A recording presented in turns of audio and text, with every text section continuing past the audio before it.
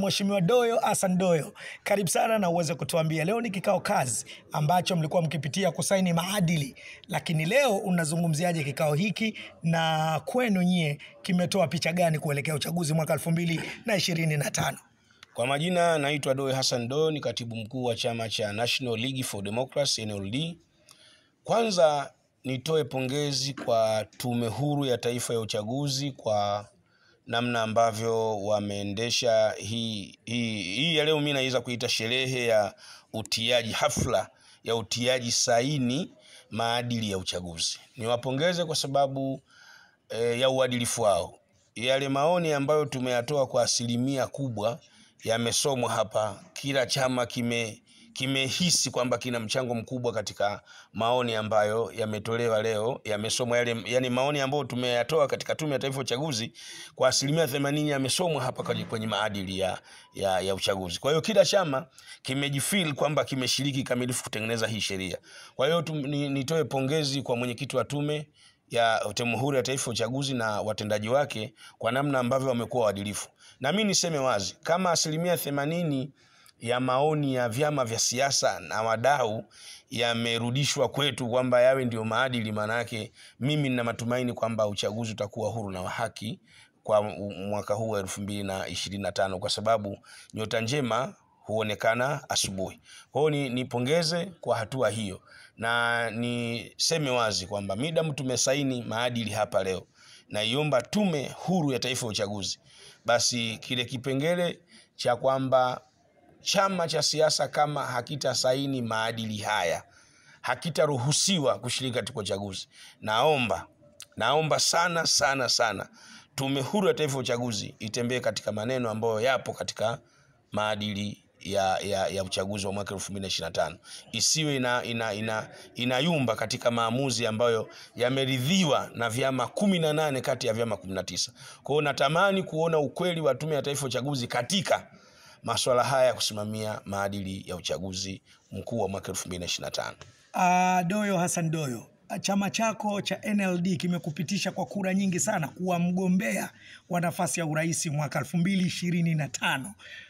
Unaiona wapi nafasi ya wewe kuweza kuliongoza taifa la Watanzania? Mimi nimejipanga sana. Kwanza nichukue nafasi hii kuwashukuru wajumbe wa mkutano mkuu wa chama cha NLD.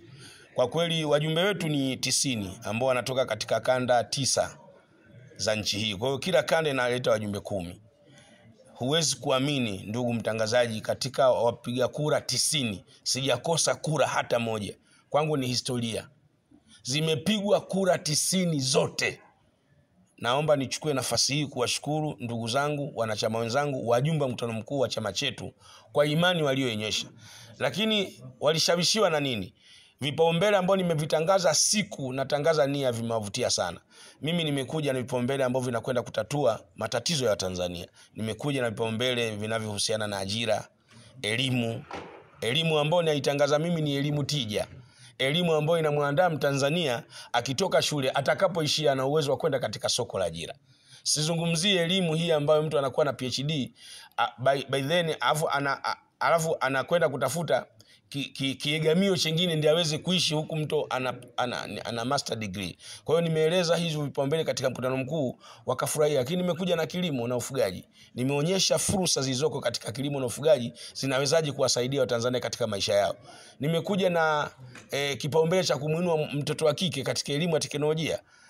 Wamefurahi. Kwa hiyo wajumbe wakaona huyu anaweza akaenda kutibu matatizo ya Tanzania. Kwa hiyo nimejipanga vizuri, nafasi yangu naiona, na baada ya mkutano huu nimepigiwa simu nyingi za matumaini. Watu wananipenda sana, nina matumaini makubwa. Kama tume imeonyesha dalili hizi za haki na uwazi katika kutengeneza maadili ambao tumetoa maoni sisi wa vyama vya siasa na yakaenda yale, nina matumaini makubwa kwamba atakayeshinda atatangazwa na Tume Huru ya Taifa ya Uchaguzi, kwa sababu ni tume ambayo imeonekana ina uadilifu kuanzia mapema. Sawa.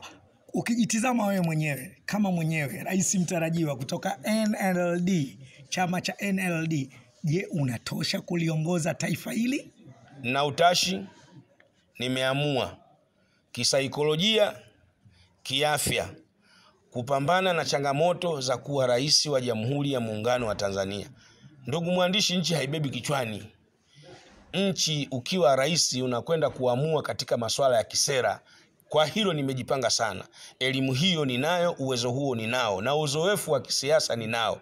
Niwahakikishie Watanzania kama wanahitaji mabadiliko chanya katika taifa hili kuhusu masuala ya elimu, afya, maendeleo, miundombinu na mambo mengine, uchumi wao, mgombea ambaye anakwenda kutengeneza hayo maisha yao ni Doyo Hassan Doyo. Tukutakie kila laheri. Nakushukuru sana.